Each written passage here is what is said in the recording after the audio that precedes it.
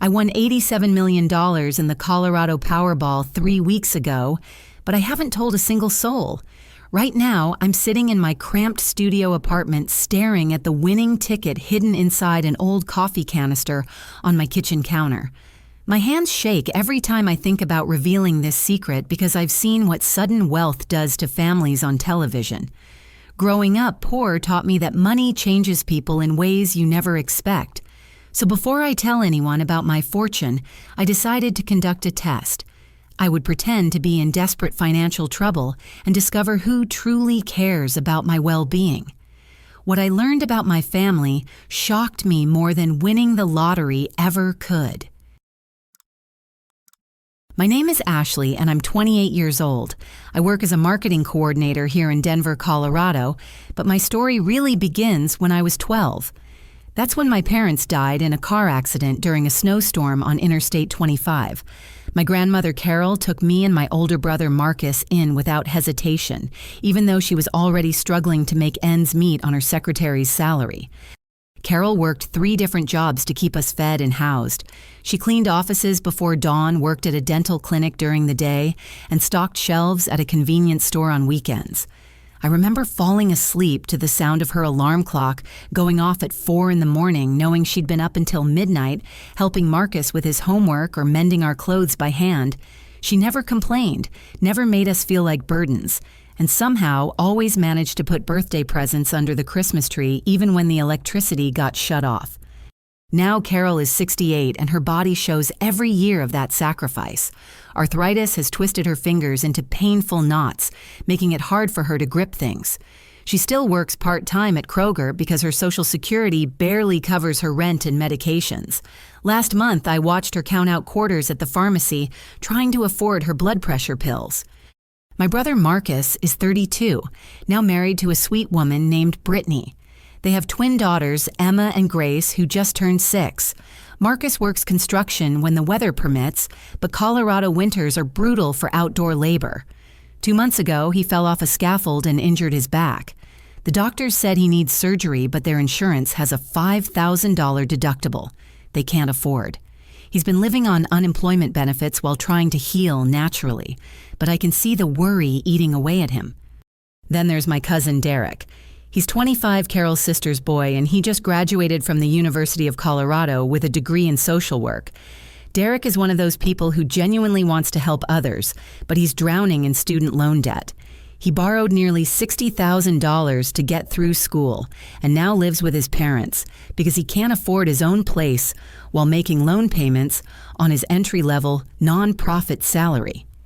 My Aunt Patricia is Derek's mother and Carol's younger sister. She's the family success story working as a real estate agent in Cherry Creek. Patricia drives a white BMW, lives in a gated community in Highlands Ranch, and always wears designer clothes to family gatherings. She made it clear years ago that she believes people create their own financial problems through poor choices and lack of discipline. These are the people I decided to test. I crafted my plan carefully, thinking through every detail. I would call each family member separately and tell them I'd lost my job. I would explain that my landlord was threatening eviction and I needed $800 by Friday, or I'd be homeless. The amount was significant enough to require sacrifice, but small enough that someone with means could provide it. I started with Patricia because I wanted to get the most difficult conversation out of the way. I called her real estate office on a Tuesday afternoon, making sure my voice carried the right note of desperation. "Aunt Patricia, I'm in serious trouble."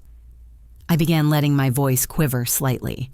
"I lost my job last week and my landlord just served me with an eviction notice. I need $800 by Friday or I'll be on the street." The silence on the other end stretched so long I thought the call had dropped. Then Patricia's voice came back cold and sharp like a blade. "Ashley, this is exactly what I've been warning you about for years. You young people spend money on coffee drinks and designer clothes instead of building emergency funds. I've seen your Instagram posts at restaurants and concerts. Maybe this crisis will teach you about personal responsibility and financial planning." She continued her lecture for another 5 minutes, explaining how successful people prepare for setbacks and how my situation was entirely predictable, given my generation's spending habits.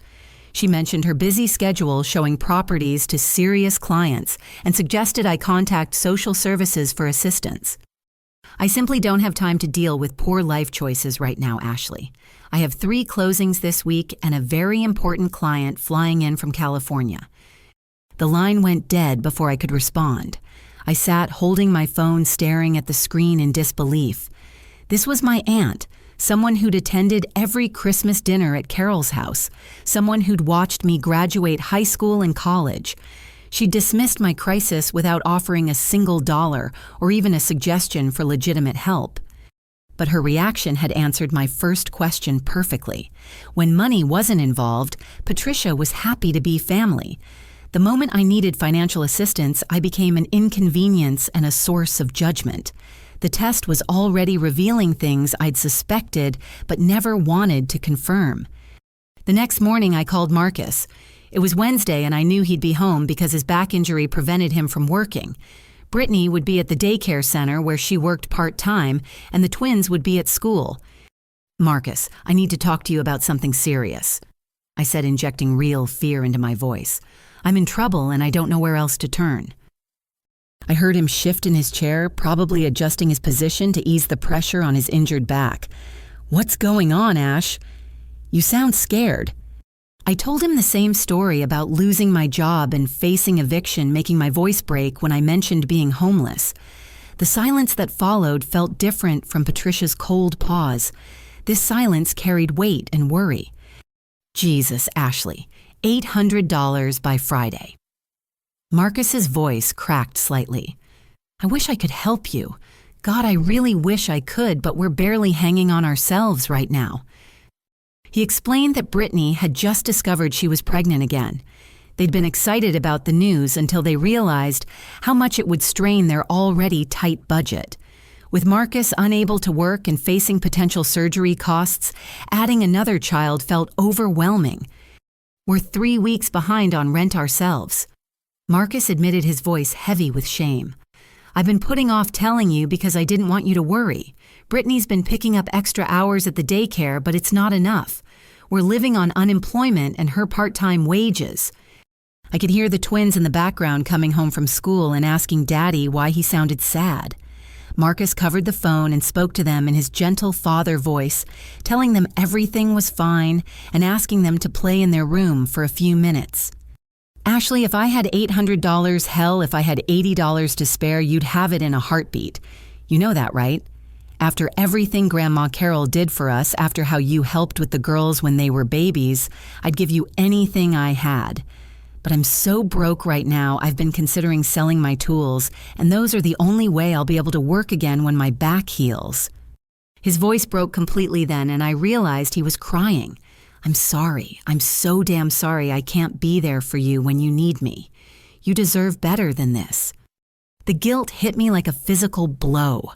Marcus was genuinely suffering because he couldn't help me beating himself up for a financial situation that wasn't his fault. I wanted to end the call and confess everything, but I forced myself to continue the test. After we hung up, I immediately called Derek. His reaction was entirely different from both Patricia and Marcus. Derek listened to my story without interrupting, then responded with the practical problem-solving approach that made him good at social work. "Okay, $800 by Friday. Let me think about this," Derek said, and I could hear him moving around his apartment. "I can't give you the full amount, but I can definitely contribute something significant." He started calculating out loud, going through his possessions and determining what he could sell quickly. His laptop was worth maybe $300 on Craigslist. His bicycle could bring another $100. He mentioned his collection of vintage comic books that his late father had left him. "Those comics are probably worth $400 or $500 if I sell them as a lot," Derek said. "Dad collected them throughout the 1980s and 90s. Some are first editions. I was saving them for my future kids, but family emergencies come first." Derek's plan was detailed and immediate. He would post the comics online that evening, price them to sell quickly, and have cash in hand by Thursday. He offered to let me stay on his parents' couch until I could get back on my feet, and he promised to ask around his social work network for job leads. Don't thank me, Ashley. This is what family does. Dad always taught me that things are just things, but people are irreplaceable. Besides, you drove 4 hours to my college graduation when everyone else was too busy. You've always been there for the important moments. After Derek's call, I felt sick to my stomach. He was planning to sacrifice something precious and irreplaceable from his deceased father to help with my fabricated emergency. The comic books represented his only physical connection to his dad, who died of cancer when Derek was in high school. I realized my test was causing real damage to someone who'd never been anything but generous and kind. The final call was to Carol, and it was the one I dreaded most. My grandmother had sacrificed everything for Marcus and me, and now I was about to lie to her about needing help.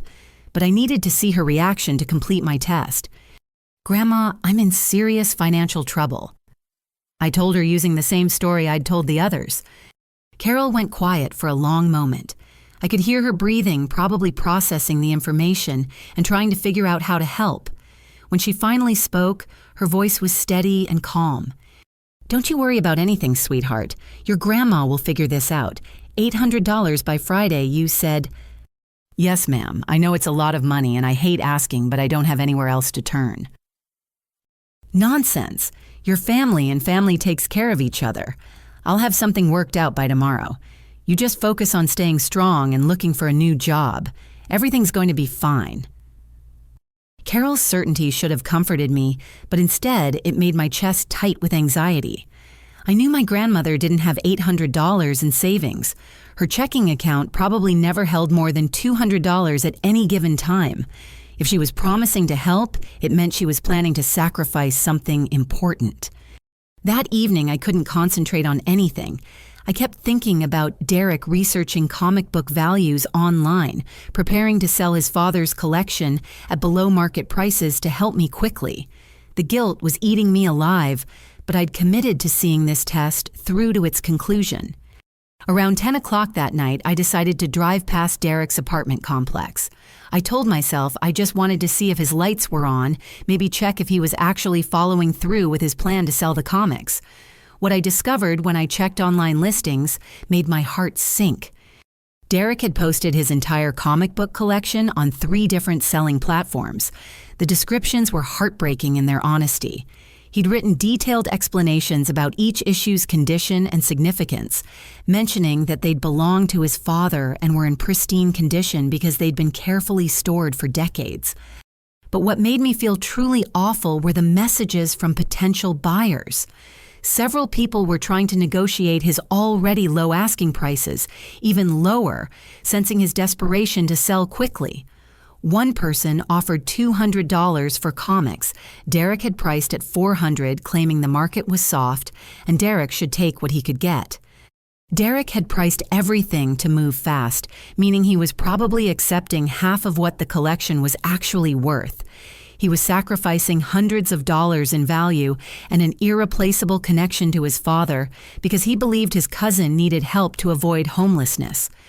I sat in my car outside his building watching his apartment window and knowing he was inside, probably carefully packaging comic books that held memories of his father reading to him as a child. The test was supposed to reveal who truly cared about me, but instead it was revealing the depths of my own selfishness and manipulation. Thursday morning arrived with an early snowfall that reminded me of the day my parents died. I couldn't sleep knowing that Derek was probably meeting buyers and that Carol was implementing whatever plan she'd devised to help me. The weight of my deception felt heavier than the lottery ticket hidden in my kitchen. I decided I needed to see Carol and end this charade before she did something irreversible. I drove to her small duplex on the east side of Denver where she'd lived for the past 15 years. The neighborhood had seen better days, but Carol kept her little yard neat and always had flowers blooming in window boxes during warmer months. I used my key to let myself in, calling out as I entered. Carol was sitting at her kitchen table, surrounded by what looked like the contents of several drawers and boxes. She looked up when I walked in, and I could see she'd been awake for hours, maybe all night. "Oh, sweetheart, I'm so glad you're here." Carol said, gesturing to the items spread across the table. "I've been going through my things to see what might be valuable enough to help you." The kitchen table looked like a miniature estate sale. Carol had laid out jewelry, old coins, photographs in silver frames, her mother's china tea set, and various other belongings accumulated over nearly 7 decades of life. She'd organized everything into small piles with little scraps of paper indicating potential values she'd researched. "I called around to some pawn shops yesterday after we talked," Carol explained, picking up a small velvet bag. "This here is my mother's pearl necklace. She gave it to me when I got married, and her mother had given it to her. The man at Rocky Mountain Pawn said it might be worth $300 or $400. I watched Carol's arthritic fingers struggle with the bag's drawstring. When she finally got it open, she poured out a delicate strand of pearls that caught the morning light coming through her kitchen window. The necklace was beautiful, clearly an antique, and probably the most valuable thing Carol owned besides her modest home. "These pearls are the only thing I have left of my mama." Carol continued, her voice soft with memory. "She died when I was 22, just a year after your grandfather and I got married. I've worn this necklace to every important occasion since then. Your parents' wedding, your high school graduation, Marcus's wedding." She held the pearls up to the light, examining them with the careful attention of someone preparing to say goodbye. But Mama would understand that family comes first. She always said jewelry is just pretty rocks unless it serves a purpose. Carol showed me the other items she'd researched. Her late husband's Purple Heart from Vietnam might bring $50 to $75. His vintage wristwatch, which still kept perfect time, was possibly worth another $100. She'd even looked up values for her mother's china set, though she'd discovered it wasn't worth as much as she'd hoped. "The pawn shop fellow said if I brought everything in together, he might give me $500 for the lot," Carol said, making notes on a small piece of paper. "But I've been thinking, and I believe I can get closer to your $800 if I'm willing to make some other adjustments." She pulled out a small American flag that had been folded in the traditional triangle and presented to her at my grandfather's military funeral. Carol explained that she'd researched whether it had any resale value, though she seemed uncertain about actually selling something with such profound, sentimental meaning. "I also gave my notice at Kroger yesterday," Carol said casually, as if announcing she'd changed her breakfast cereal. "My last day is next Wednesday." I felt my stomach drop. "Grandma, why would you quit your job? You need that income." Carol smiled and patted my hand with her twisted fingers. "Well, sweetheart, I called my sister Eleanor in Nebraska. You remember Eleanor? She's 81 now and lives alone since Uncle Frank passed. She's been asking me to come stay with her for years, says she gets lonely in that big farmhouse." Carol's plan was becoming clear, and it was more devastating than I'd imagined. She intended to move to Nebraska to live with her elderly sister, giving up her independence and her home of 15 years. By eliminating her rent and utility expenses, Carol could send me her entire Social Security check each month until I got back on my feet. "Eleanor says I can have Frank's old room and she'd enjoy the company. I've already looked into bus tickets to Omaha. If I leave this weekend, I can wire you my November Social Security payment by Monday. That's another $842. I watched my grandmother planning to dismantle her entire life to help me survive a crisis that didn't exist. She'd already pulled out a small suitcase and begun deciding which belongings were essential enough to take with her. Everything else, her furniture, her books, her gardening tools, the life she'd built after my grandfather's death, would be left behind or sold. "The landlord here is real understanding," Carol continued. "He said he'll let me out of my lease early without penalty since I've been such a good tenant. And Mrs. Rodriguez next door promised to take care of my plants until spring in case I decide to come back." But we both knew Carol wouldn't be coming back. At 68, with her health issues and limited income, moving to Nebraska would likely be permanent.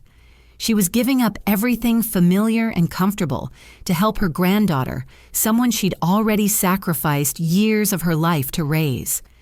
Carol showed me the small pile of belongings she planned to take with her: A few changes of clothes, her medications, some photographs, and her worn Bible. She'd already decided that her television, her comfortable chair, her kitchen appliances, and most of her possessions would stay behind. "I've lived a full life, sweetheart," Carol said, seeing the distress on my face.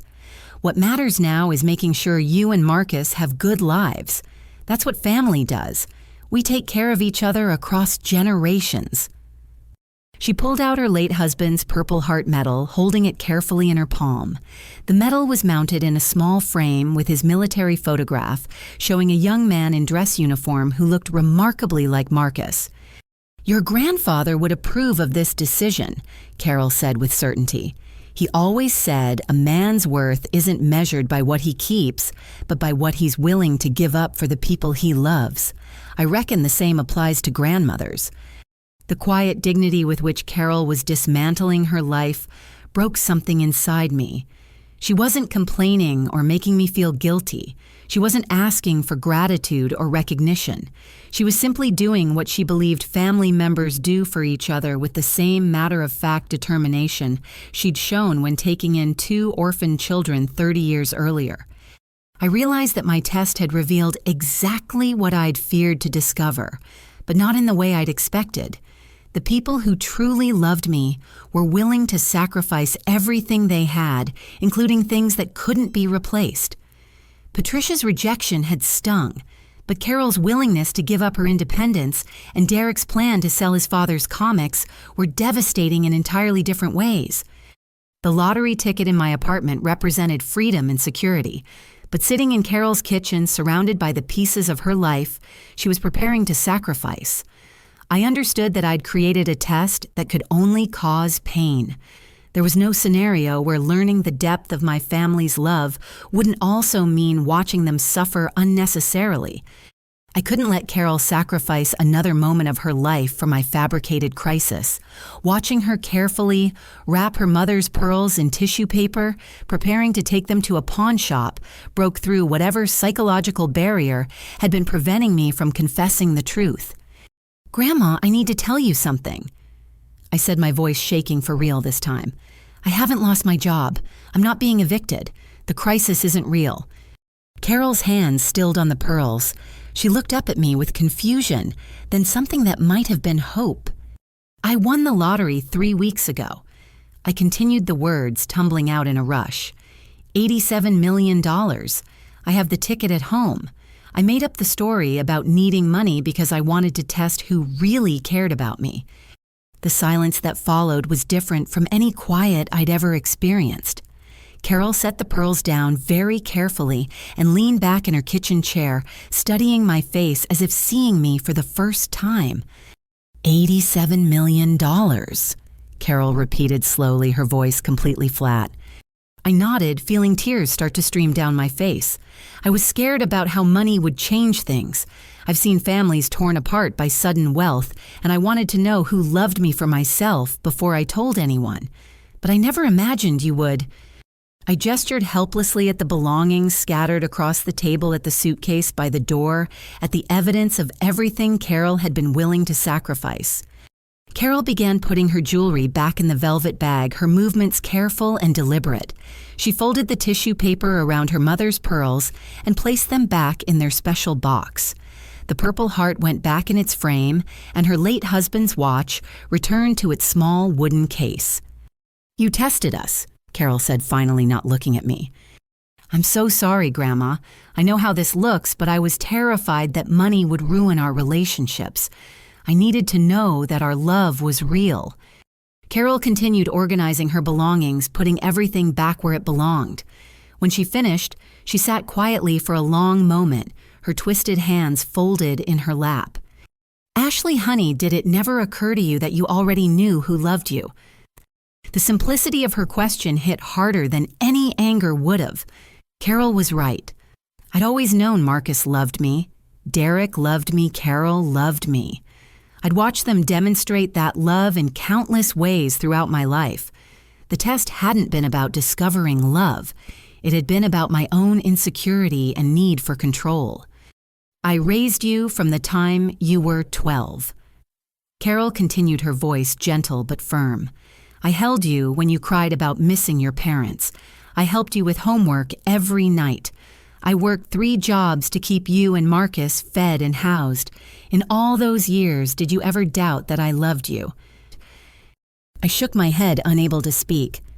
Then why did I need to prove it by selling my mother's pearls? The question hung in the air like smoke from a fire I'd started and couldn't put out. Carol wasn't angry, which somehow made everything worse. She was hurt in a way that went deeper than anger, disappointed in a way that questioned everything she thought she knew about our relationship. I called Derek immediately after leaving Carol's house. He answered on the first ring, sounding excited. "Ashley, perfect timing. I just sold the comics to a collector who drove down from Fort Collins. He paid asking price, no negotiations. I've got $400 cash, and I can probably get another $100 for my laptop by tonight." "Derek, I need to tell you something important. Can you meet me somewhere? It's urgent." We met at a coffee shop near his apartment. I told him everything. The lottery, win the test, the $87 million I'd been hiding while watching him prepare to sell his father's comics. Derek listened without interrupting his expression, growing more serious with each revelation. When I finished, Derek sat quietly for several minutes, stirring his coffee without drinking it. "The comics are gone," Derek said finally. "The collector already drove back to Fort Collins with them." "I'll get them back," I said quickly. "I'll call him, offer him double what he paid triple if necessary." Derek shook his head. He bought them for his son's collection. The kid has autism and finds comfort in the same superhero stories Dad used to read to me. The collector told me his son has been looking for some of these specific issues for years. The irony was devastating. Derek's comics had gone to a family where they'd be treasured and provide comfort to a child with special needs. It was exactly the kind of outcome Derek would normally celebrate, except he'd lost something irreplaceable in the process. "I can replace the comics," I insisted. "I'll find the same issues, same condition, everything." "It's not about the comics themselves, Ashley. It's about what they represented. Those specific comics were the ones Dad and I read together when I was sick with pneumonia in 3rd grade. He'd sit by my bed and do different voices for all the characters. The value wasn't in their condition or rarity. It was in the memories attached to those specific books." Derek explained that money could buy identical comics, but it couldn't restore the sentimental connection to his father. The new comics would just be expensive paper and ink, not the objects that had created shared experiences with someone he'd lost. "I understand why you wanted to test people," Derek said, "but I'm confused about why you felt like you needed to test me specifically.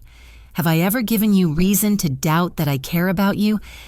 I thought about all the times Derek had been there for important moments, driving hours to attend my college graduation, helping me move apartments, remembering my birthday every year even when his own life was chaotic. He'd never asked for anything in return and had always been genuinely happy about my successes. "No," I admitted, "you've always been amazing to me." "Then what did you learn from this test that you didn't already know?" Before I could answer, my phone rang. It was Marcus, and his voice was tight with panic. "Ashley, Brittany's in the hospital. She started having contractions this morning and bleeding. We're in the emergency room at Presbyterian St. Joseph, and they're saying she might lose the baby." I drove straight to the hospital, my confession to Marcus momentarily forgotten in the face of this new crisis. I found him in the waiting area, still wearing work clothes despite his back injury. His face was pale, and his hands shook as he filled out insurance paperwork. "How is she?" I asked. "They've got the bleeding stopped for now, but she's on bed rest until further notice. The doctor thinks the stress might have triggered the complications. Brittany's been so worried about money, about my back, about how we're going to afford another baby when we can barely afford the twins." Marcus looked up from the paperwork, and I could see exhaustion and fear in his eyes. "I've been thinking about your situation all night, Ash. I felt so useless that I couldn't help you. Brittany cried herself to sleep because she knows how much you mean to our family, and we couldn't do anything to keep you from being homeless." The guilt hit me like a physical blow. Brittany's pregnancy complications were linked to stress about my fake crisis. I'd caused real medical problems for my brother's wife and potentially endangered my unborn niece or nephew. Marcus, I need to tell you something. I confessed everything right there in the hospital waiting room with beeping machines and worried families all around us. Marcus listened with growing disbelief, then anger, then something that looked like disappointment. You put Brittany in the hospital, Marcus said quietly. She's in there on bed rest, possibly losing our baby because you wanted to play games with our emotions. I never meant for anyone to get hurt. I was scared about how money would change our relationships. Our relationships. Marcus's voice got louder, drawing looks from other people in the waiting room. What about our relationship made you think it needed testing? When have I ever treated you differently based on money? Marcus reminded me of times when our situations had been reversed, when he'd been doing well in construction and I'd struggled with student loans he'd helped with my rent without being asked. When I'd gotten my first real job and he'd been laid off during a slow winter I'd helped with the twins' Christmas presents. We'd always shared resources naturally without keeping score. Brittany had to call in sick to work because she was so upset about not being able to help you, Marcus continued. She stayed up all Tuesday night crying and making lists of things we could sell. The stress caused contractions, and now she might lose our baby because you were curious about who loves you. A nurse called Marcus back to see Brittany, and I was left alone with the weight of what I'd done. My test had revealed that my family loved me deeply, but it had also revealed something darker about my own character. I'd been willing to manipulate people who'd never given me reason to doubt their loyalty. That evening, Patricia called my cell phone. Word about the lottery win had spread through Derek, who'd mentioned it to his mother. "Ashley, darling, I heard your wonderful news." Patricia's voice was bright and enthusiastic, completely different from her cold tone when I'd asked for help. $87 million, I'm so excited for you. I was just telling my business partner that we should celebrate with a trip to Paris. I know the most wonderful hotels in the 7th arrondissement. Patricia continued talking about vacation plans, investment opportunities, and shopping trips, as if our previous conversation had never happened. She suggested we could go to New York for Fashion Week, mentioned a condo development in Aspen, where she could get us a good deal, and talked about art auctions in Santa Fe. "I've been doing some research on wealth management strategies," Patricia said. "There are some excellent tax shelters we should discuss, and I know a fantastic financial advisor who specializes in lottery winners. We should have lunch this weekend and start planning your future." The transformation was complete. The aunt who'd lectured me about personal responsibility and hung up on my crisis was now positioning herself as my closest confidant and advisor. She was already making plans for how we should spend our money, using plural pronouns as if the lottery win belonged to both of us. Patricia's behavior confirmed my original fears about how money changes relationships, but it also highlighted the cruelty of my test. I'd subjected loving, generous people to emotional manipulation, while the person who actually demonstrated selfish behavior was now trying to manipulate me in return. The irony was bitter and complete. My test had revealed exactly what I'd been afraid to discover, but not in the way I'd expected. Money did change how people treated me, but the people whose love had been genuine all along were the ones who'd suffered for my suspicions. The next morning, I drove to Derek's apartment with a cashier's check for $50,000 and printouts of information I'd gathered about the comic book collector in Fort Collins. I'd spent most of the night researching, trying to find a way to undo the damage my test had caused. Derek's apartment was small but neat, decorated with social work conference posters and photographs of his extended family. He invited me in, offering coffee with the same genuine hospitality he'd always shown despite everything that had happened. "I want to make this right," I said, placing the check on his kitchen table. "This is for your student loans, and I've also tracked down the collector who bought your comics. His name is Robert Chen, and he lives in Fort Collins with his 12-year-old son, Michael." I explained what I'd learned through internet research and phone calls. Robert worked as an accountant and had been collecting comics for his son who had autism and found comfort in routine and familiar stories. Michael had been looking for specific issues to complete story arcs he'd been following, and Derek's collection had contained several comics the boy needed. I called Robert last night, I continued. I told him the situation and offered to buy the comics back for any price he named. I offered 5 times what he paid you, then 10 times, then 15 times. Derek sat quietly listening to my increasingly desperate attempts to fix what couldn't be repaired. Robert was very polite. I continued, but he explained that his son, Michael, had already integrated the new comics into his collection. Michael has a system where he reads the same stories in sequence every week, and disrupting that routine would cause severe anxiety.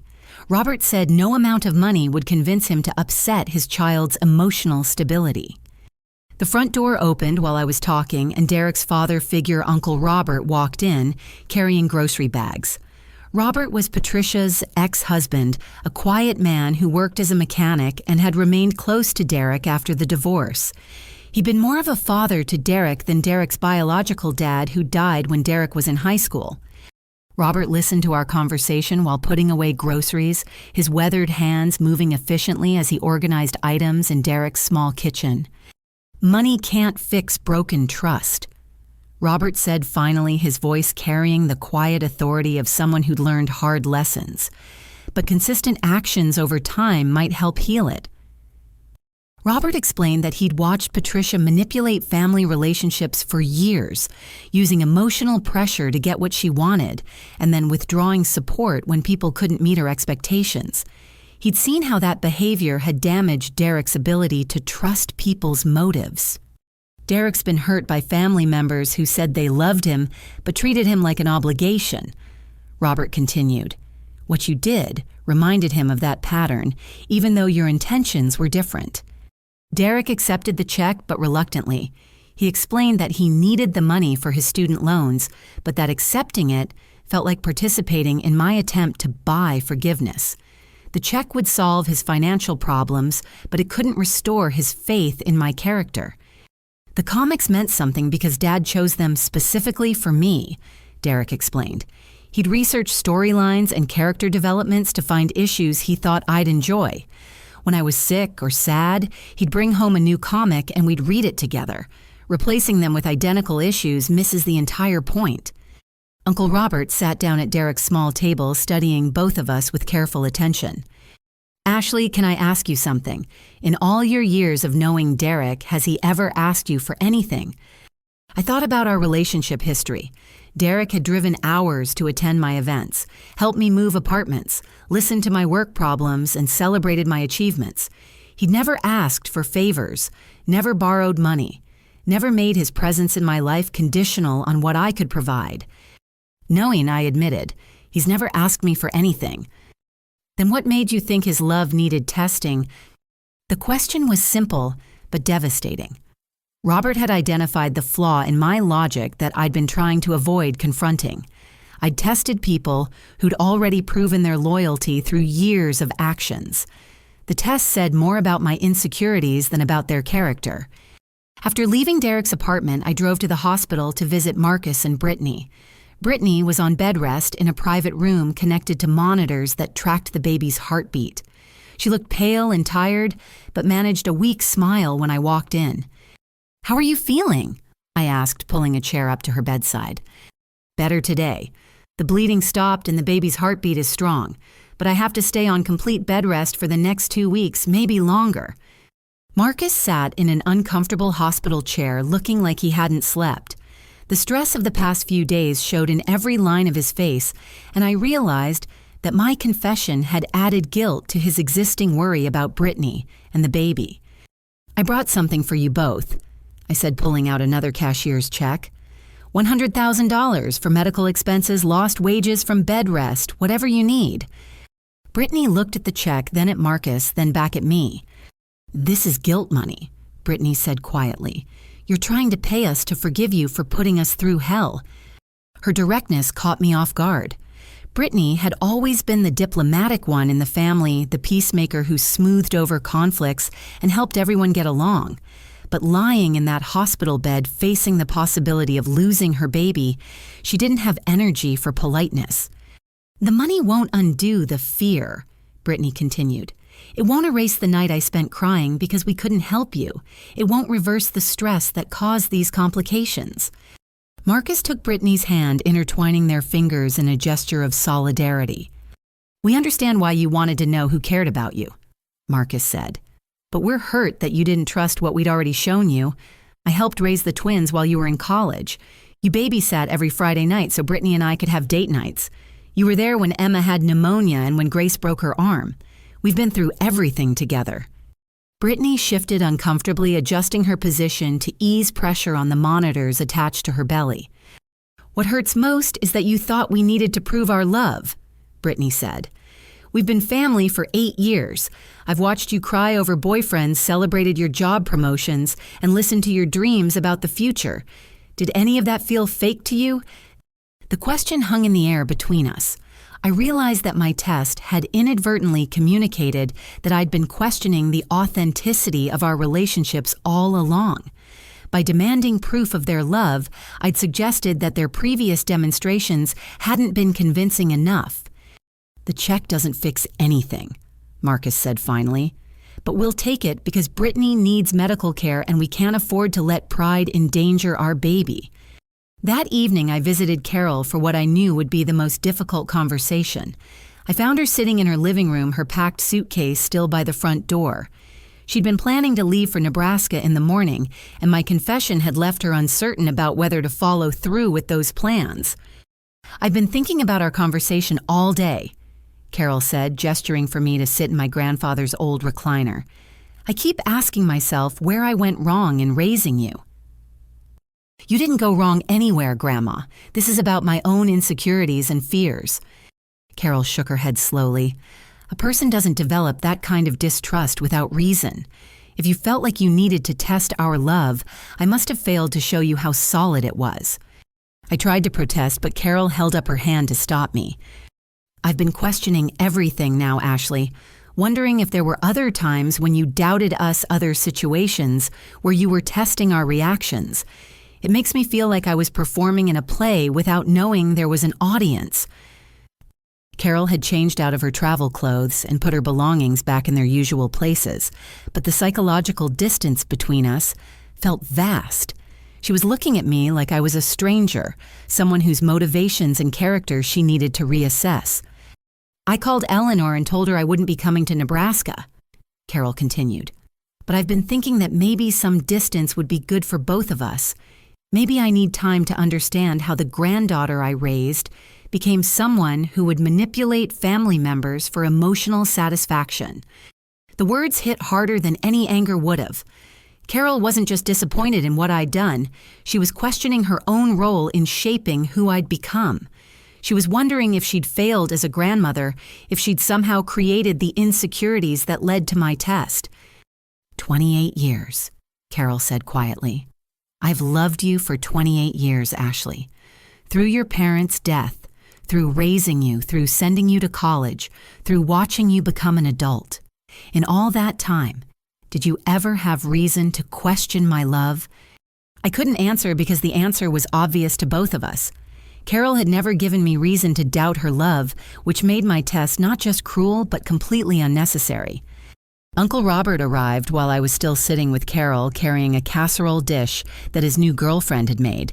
He'd been checking on Carol regularly since her husband's death, and the three of us had developed an unexpected friendship over the years. Robert listened to Carol's concerns about her role in my development, then offered a perspective that surprised both of us. Maybe this isn't about how Ashley was raised, Robert suggested. Maybe it's about how money changes people's perception of themselves and their relationships. Robert explained that he'd seen similar situations in his work as a mechanic.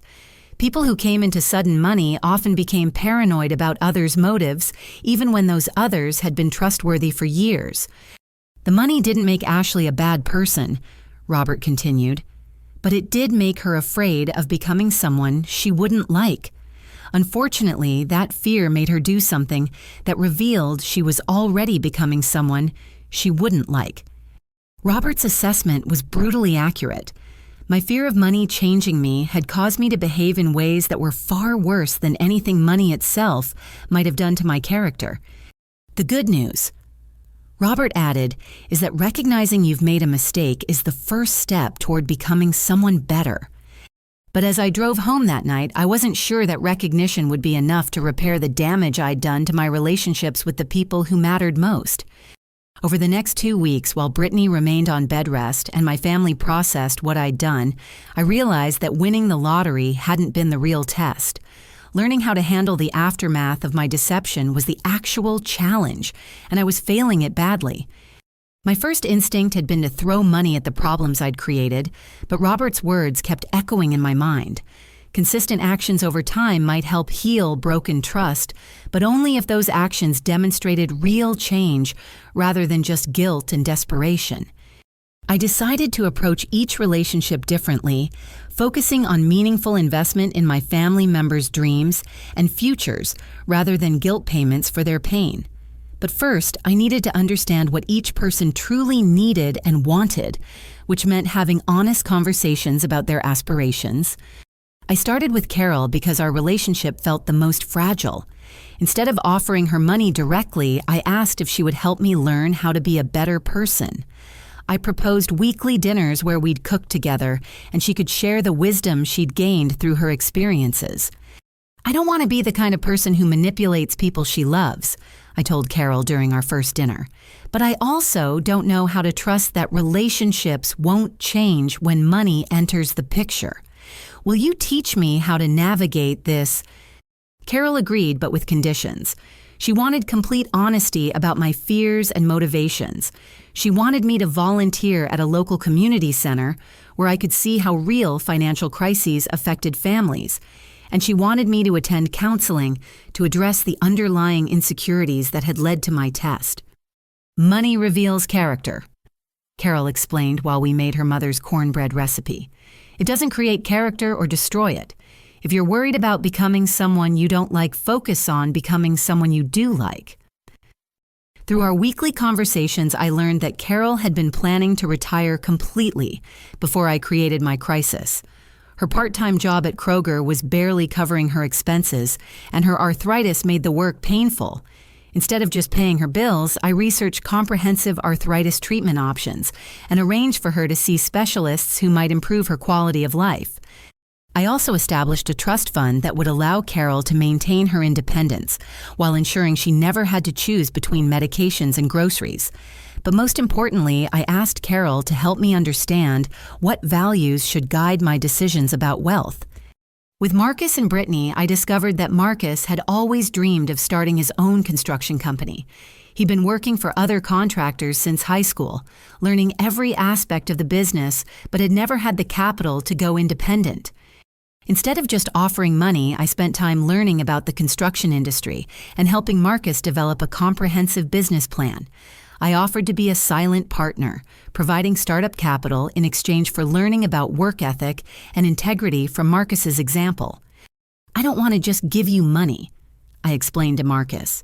I want to invest in your dream while learning how to earn success rather than just inheriting it. Marcus was initially skeptical, worried that my involvement might complicate our family relationship.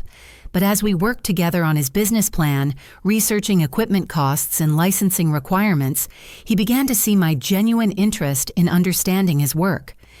For Brittany, I learned that she'd always wanted to become a nurse, but had never been able to afford the education. We arranged for her to attend nursing school part-time after the baby was born, with childcare costs covered so she could focus on her studies. This isn't charity, I told Brittany. It's an investment in someone I believe in. I want to help you achieve something you've worked toward your entire life. Derek's situation required the most creativity. The comic books couldn't be replaced, and money couldn't restore his connection to his father's memory. But I learned that Derek had always admired his father's commitment to helping children with special needs. I researched the collector who'd bought Derek's comics and discovered that Robert Chen worked with autism advocacy organizations in Fort Collins. Instead of trying to reclaim the comics, I worked with Derek to establish a scholarship fund in his father's name for children with autism. Your father's comics are providing comfort to a child who needs them, I explained to Derek. Maybe we can honor his memory by helping other children who face similar challenges. Derek was moved by the idea of transforming his loss into something meaningful for other families. We developed a comprehensive program that provided both financial assistance and social support for families dealing with autism spectrum disorders. But the most difficult challenge came when Patricia began pressuring me to include her in my financial planning. She called regularly with suggestions for expensive trips, investment schemes, and luxury purchases. Patricia seemed to believe that my lottery win entitled her to a lifestyle upgrade. "We're family," Patricia reminded me during one particularly pushy phone call. "I've always been supportive of your dreams, and now it's time for us to enjoy some of life's finer pleasures together." Learning to say no to Patricia required developing boundaries I'd never needed before. I had to explain that wealth came with responsibility, not just opportunity, and that my money would be used primarily for meaningful investments in other people's well-being. "I'm not going to enable irresponsible spending or frivolous luxury," I told Patricia firmly. "If you need help with genuine emergencies, I'll be there, but I won't fund shopping trips or vacation fantasies." Patricia became angry, threatening to distance herself from the family if I didn't include her in my financial planning. Her reaction revealed exactly the character traits I'd feared money would bring out in people. But it also showed me that some relationships aren't worth preserving at any cost. The breakthrough moment came when Uncle Robert shared something unexpected about Patricia's financial history with the family. He revealed that Patricia had borrowed $15,000 from Carol 5 years earlier to help with her real estate business startup costs. "Patricia promised to pay Carol back within 6 months," Robert explained. But every time Carol mentioned the debt, Patricia would get emotional and talk about how family members shouldn't keep score. She made Carol feel guilty for even bringing it up. I realized that Patricia had been manipulating family relationships long before my lottery win. She'd used emotional pressure to avoid repaying debts, taken advantage of Carol's generosity, and now saw my windfall as an opportunity to continue that pattern on a larger scale. Instead of confronting Patricia directly about the debt to Carol, I quietly paid it off and established a fund to prevent Carol from being financially vulnerable to family manipulation in the future. But I also made it clear to Patricia that our relationship would be based on mutual respect rather than financial entitlement. "I love you as family," I told Patricia during our final conversation about money, "but I won't enable behavior that takes advantage of people's generosity. If you want to be part of my life, it needs to be because you value our relationship, not because you want access to my bank account." 6 months after my original test, I'd learned that money's real power isn't in changing people's character, but in revealing who they already are. Carol's wisdom, Marcus's integrity, Derek's generosity, and Brittany's strength had all been apparent long before I won the lottery. My test hadn't uncovered these qualities. It had nearly destroyed my ability to appreciate them. The most important lesson came from understanding that security doesn't come from knowing people will help you when you have nothing, but from being someone worth helping, regardless of what you have. True wealth isn't about having enough money to test people's love. It's about being the kind of person whose love doesn't need testing. 1 year after winning the lottery, I sat in the same studio apartment where I'd first held the winning ticket. But everything about my life had changed. Not because of the money, but because of what I'd learned about myself and the people I loved during the most difficult period of my life. Carol and I had maintained our weekly dinners throughout the year, cooking together and sharing stories that deepened our understanding of each other. Carol's arthritis treatment had been successful enough that she could work in her garden again, something she'd thought she'd lost forever. But more importantly, our relationship had grown stronger through honest conversations about trust, love, and the responsibilities that come with both. "You know what I've learned this year?" Carol said during one of our dinners while teaching me to make her famous apple pie. "I spent so many years protecting you and Marcus from hardship that I forgot to teach you how to handle good fortune. Maybe that's why the money scared you so much." Carol helped me understand that my test had been motivated by fear of losing the relationships that mattered most to me. But the test itself had nearly caused the very loss I'd been trying to prevent. Marcus's construction company, Mountain Peak Builders, had become successful beyond his original projections. He'd hired 3 other contractors, including 2 men who'd been injured on other jobs and needed second chances. Watching Marcus build something meaningful while maintaining his integrity taught me more about character than any test could have revealed. "You know what's funny?" Marcus said while we reviewed his quarterly business reports. "I was always afraid I wasn't successful enough to be a good example for the twins. Turns out the work ethic was more important than the bank balance." Brittany had given birth to a healthy son they named David, and she'd started her nursing program the previous month. She studied at our kitchen table while I watched David creating a routine that benefited both of us. Caring for my nephew reminded me of the simple joys that money couldn't purchase. "I forgave you months ago," Brittany told me one evening while feeding David, "but I needed to see that you'd learned from the experience. Watching you change over this year has been more meaningful than any apology."